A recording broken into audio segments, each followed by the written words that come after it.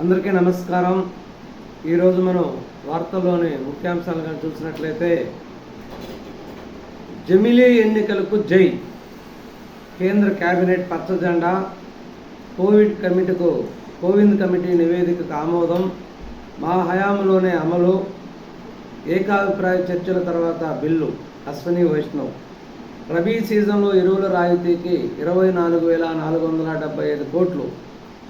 ముంబైలో జాతీయ నైపుణ్య కేంద్రం, చంద్రయాన్ 4కు గ్రీన్ సిగ్నల్, ఏకకాల ఎన్నికలు తప్పుపట్టిన విపక్షాలు. నిన్న జరిగినటువంటి కేంద్ర కేబినెట్ మీటింగ్లో చాలా కీలకమైన నిర్ణయాలకు ఆమోదముద్ర వేయటం, కీలకమైన నిర్ణయాలు తీసుకోవడం జరిగింది. వాటిల్లో ప్రధానమైనది జమిలీ ఎన్నికలకు సై. కేంద్రాల్లోనూ రాష్ట్రాలలోనూ స్థానిక సంస్థలు అన్నిటికీ ఒకేసారి ఎన్నికలు పెట్టడం వలన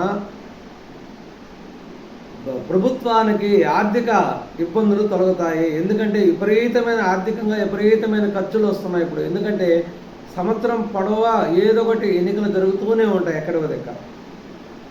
అంటే ఒక ప్రభుత్వం ఏర్పడిన తర్వాత వాళ్ళ 5 సంవత్సరాల కాలంలో రాష్ట్రాల్లో కానీ కేంద్రంలో కానీ ఏదో ఒక ఎన్నికలు తరచూ జరుగుతూనే ఉంటాయి.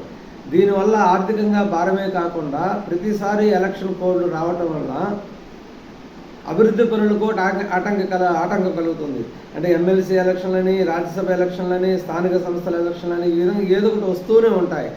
దీనివల్ల ఆర్థికంగా నష్టపోవటమే కాకుండా కూడా అభివృద్ధికి కూడా కుంటుపడిపోతుంది. కాబట్టి దీనికి మొదట 5 సంవత్సరాలు నరేంద్ర మోడీ ప్రధానమంత్రి కావడంతో ఒక విధాన నిర్ణయం తీసుకోవడం జరిగింది. అప్పటి నుంచి కూడా అనేక పార్టీలతో సంప్రదింపులు జరుగుతూ ఉంది. కొన్ని పార్టీలు ఒప్పుకున్నాయి, కొన్ని ఒప్పుకోలేదు. దాని మీద మాజీ రాష్ట్రపతి రామ్నాథ్ కోవింద్తో కమిటీ వేయడం జరిగింది. ఆ కమిటీ ఇచ్చినటువంటి నివేదికను నిన్న జరిగినటువంటి కేంద్ర కేబినెట్ మీటింగ్లో ఆమోదించడం జరిగింది. దీనికి అవసరమైనటువంటి రాజ్యాంగ సవరణను కూడా చేపట్టాలని నిర్ణయించడం జరిగింది. ఈ రాజ్యాంగ సవరణ చేపట్టిన తర్వాత వచ్చే నెక్స్ట్ 5 ఇయర్స్లో టోటల్గా భారతదేశం మొత్తం కూడా ఒకేసారి ఎన్నికలు జరపాలనే ఒక నిర్ణయానికి ప్రాథమికంగా వచ్చినట్టు తెలుస్తుంది. ప్రజాస్వామ్యం మరింత ఉజ్వలం, జాతీయ రాష్ట్రత ఎన్నికల్ని ఏకకాలంలో నిర్వహించాలనే ప్రతిపాదనను కేబినెట్ ఆమోదించడం ఓ ముఖ్యమైన ముందడుగు. భారత ప్రజాస్వామ్యాన్ని మరింత ఉజ్వలభరితంగా, భాగస్వామ్యయుతంగా చేయడానికి ఇదెంతో కీలకం. అనేక వర్గాలతో చర్చించి నివేదిక రూపొందించిన మాజీ రాష్ట్రపతి రామ్నాథ్ కోవింద్కు అభినందనలు, ప్రధాని మోడీ. అదేవిధంగా రాష్ట్రంలో కూడా నిన్న కేబినెట్ మీటింగ్ జరిగింది. ఇక నాణ్యమైన మద్యం క్వార్టర్ ధర 99కే 1000 కోట్లతో రాష్ట్రంలో బిడ్స్, చట్టసభల్లో బీసీలకి 33% రిజర్వేషన్లు, రైతుల సంతకాలు లేకుండా కౌలు కార్డులు, కేబినెట్ నిర్ణయాలను వెల్లడించిన మంత్రి పార్థసారథి. నిన్న రాష్ట్రంలో జరిగిన కేబినెట్ మీటింగ్లో కూడా పలు కీలక నిర్ణయాలు తీసుకోవడం జరిగింది. అందులో మద్యం విధానం అక్టోబర్ నుంచి కొత్త మద్యం విధానం అమలులోకి రాజరుగుతుంది. ఇప్పుడు దాకా ప్రభుత్వ షాపులను నడిపారు కాబట్టి ఈ ప్రభుత్వ షాపుల స్థానంలో ప్రైవేటు, అంటే 2019కు ముందు మద్యం విధానం ఎలా ఉందో రాష్ట్రంలో అదేవిధంగా మళ్ళీ మద్యం విధానం తీసుకొచ్చే అవకాశం ఉంది. క్వార్టర్ ద్వారా క్వాలిటీ అయిన మద్యంతో ఒక క్వార్టర్ ద్వారా మినిమం 99 రూపాయలకు పెట్టే అవకాశం ఉందని తెలుస్తున్నది. జగన్ భార్య చైర్మన్గా ఉన్న సాక్షి పత్రికకు దోచిపెట్టారు. వాలంటీర్లతో పత్రిక కొనిపించేందుకు 2 ఏళ్లలో 205 కోట్లు, 5 ఏళ్ల ప్రకటనల రూపంలో దోచిపెట్టింది 443 కోట్లు. ఒక సాక్షి పత్రికకే 443 కోట్లు, మిగతా పత్రికలన్నిటికీ కలిపినా కూడా అంత మొత్తం ఇవ్వలేదు. మంత్రివర్గం మండిపాటు, సమగ్ర విచారణకు నిర్ణయం. ఇది అంటే గత 5 సంవత్సరాలలో ప్రతి ఒక్క యాడు ప్రభుత్వానికి సంబంధించిన ప్రతి ఒక్క యాడు కూడా ఎక్కువ మేజర్గా సాక్షి దినపత్రిక ఇచ్చేవాళ్ళు. ఈ సాక్షి దినపత్రిక దాదాపు మొత్తం మీద 5 సంవత్సరాలు కలిపి 443 కోట్లు ఇచ్చారు. మిగిలిన అన్ని పేపర్లు, ఈనాడు అయితేమి, జ్యోతి అయితేమి, ఆంధ్రప్రభ అయితేమి, తర్వాత వార్త అయితేమి, ఆంధ్రభూమి అయితేమి, మిగిలిన చాలా పత్రికలు ఉన్న విషయాలందరూ అయితే వీటన్నిటికీ కలిపి కూడా దాదాపు 400 కోట్లు కూడా దాట్ల. దీనిపైన ఒక సమగ్రమైన విచారణకి ప్రభుత్వం ఆదేశించాలని ఒక నిర్ణయం తీసుకున్నట్టుగా తెలుస్తున్నది. ఏకకాల ఎన్నికలకు దశ దిశ, కోవింద్ కమిటీ కీలక సూచనలు. జమిలీ చిన్న కథ కాదు, 6 రాజ్యాంగ సవరణలు చేయాలి, సగం రాష్ట్రాల ఆమోదం కావాలి. అస్త్రశస్త్రాలన్నీ అప్పటికే 2029లోనే మహిళా రిజర్వేషన్ల అమలు, జమిలీ నిర్వహణకు ఎన్డీఏ సూచన. దీపావళి నుంచి ఉచిత గ్యాస్ సిలిండర్లు. ఎన్డీఏ ఎలక్షన్లకు ముందు ఎన్డీఏ మేనిఫెస్టోలో ఇచ్చినటువంటి హామీలు ఇది కూడా ఒక ప్రధానమైనది. ప్రతి ఇంటికి కూడా పేద మహిళలకి సంవత్సరానికి 3 గ్యాస్ సిలిండర్లు ఉచితంగా ఇవ్వబడును అనే ఒక హామీ ఇవ్వడం జరిగింది. అంటే 6 హామీలలో ఇది ఒకటి ప్రధానమైన హామీ. ఎన్డీఏ ప్రజాప్రతినిధుల సమావేశంలో ఇది మంచి ప్రభుత్వం కరపత్రం విడుదల చేస్తున్న ముఖ్యమంత్రి చంద్రబాబు, ముఖ్యమంత్రి పవన్ కళ్యాణ్, ఉప ముఖ్యమంత్రి పవన్ కళ్యాణ్, భాజపా రాష్ట్ర అధ్యక్షురాలు వాళ్ళ పురంధేశ్వరి, టీడీపీ రాష్ట్ర అధ్యక్షుడు కొల్లా శ్రీనివాసరావు దీపావళి నుంచి ఉచిత గ్యాస్ సిలిండర్లు ఇవ్వాలని నిర్ణయం తీసుకోవడం జరిగింది. ఈ నెల 20 నుంచి ప్రజల్లోకి వెళ్దాం, 2047 కల్లా 15% వృద్ధి రేటు సాధించాలి. ఎన్డీఏ శాసనసభాపక్ష సమావేశంలో ముఖ్యమంత్రి చంద్రబాబు. రాష్ట్ర అభివృద్ధి ఉమ్మడి లక్ష్యం ఉప ముఖ్యమంత్రి పవన్ కళ్యాణ్. వైకాపాకి బాలినేని బై ఆ పార్టీకి మాజీ మంత్రి రాజీనామా, మీ విధానాలు నచ్చడం లేదంటూ పార్టీ అధినేత జగన్కు లేఖ. జమ్మూ కాశ్మీర్లో తొలిదశ ఎన్నికలు 61% పోలింగ్ అనేది నమోదైనట్లు తెలుస్తున్నది.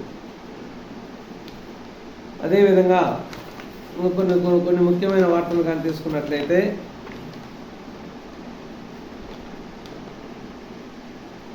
రాజధానికి మరిన్ని ప్రఖ్యాత విద్యా సంస్థలు.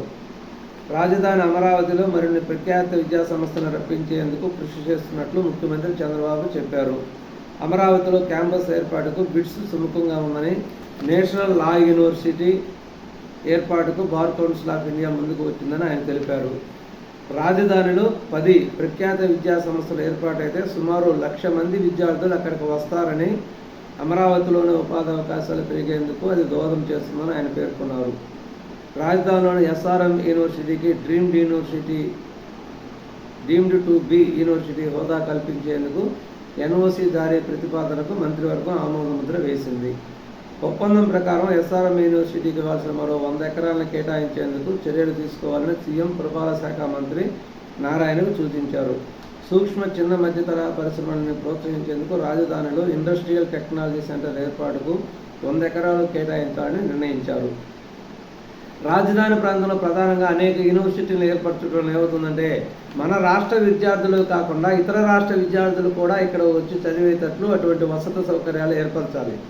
దానికి అనుగుణంగా ఎస్ఆర్ఎం యూనివర్సిటీకి డ్రీమ్ టు బి యూనివర్సిటీ హోదా కల్పించడానికి మంత్రివర్గం ఆమోదముద్ర వేసింది. ఈ డీమ్డ్ టు బి యూనివర్సిటీకి అవసరమైన మరో 100 ఎకరాలు కేటాయించడానికి కూడా ముఖ్యమంత్రి గారు ఆదేశించడం జరిగింది. అంటే అనేక వసతి సౌకర్యాలను కల్పించడం వల్ల ఇప్పుడు మన ఆంధ్రప్రదేశ్ జనాలు పిల్లలు ఎక్కువగా తమిళనాడు వలసపోతున్నారు. ఈ విధంగా మనకు కూడా వేరే రాష్ట్రాల నుంచి విద్యార్థులు ఇక్కడ వచ్చే విధంగా కూడా వసతి సౌకర్యాన్ని కానీ మెరుగుపరిచినట్లయితే మనకి చాలా మేలు జరుగుతుంది ఆంధ్రప్రదేశ్ రాష్ట్రానికి అని చెప్పుకోవచ్చు. అదేవిధంగా నిన్న ఎన్డీఏ పక్ష సమావేశం జరిగింది. అంటే చంద్రబాబు నాయుడు పరిపాలన 100 రోజులైన సందర్భంగా నిన్న ఎన్డీఏ పక్ష శాసనసభ పక్ష సమావేశం జరిగింది. దాంట్లో పవన్ కళ్యాణ్ గారు, పురంధేశ్వరి గారు మాట్లాడటం జరిగింది. పవన్ కళ్యాణ్ గారు మాట్లాడుతూ చంద్రబాబు నాయుడు యొక్క కష్టానికి ప్రతిఫలంగా ఈ 100 రోజులు దాదాపు 1000 అడుగులు ముందుకు వేశాము. కాబట్టి మన అభివృద్ధి అనేది ఇదే విధంగా కొనసాగుతూ ఉండాలి అని చెప్పడం జరిగింది.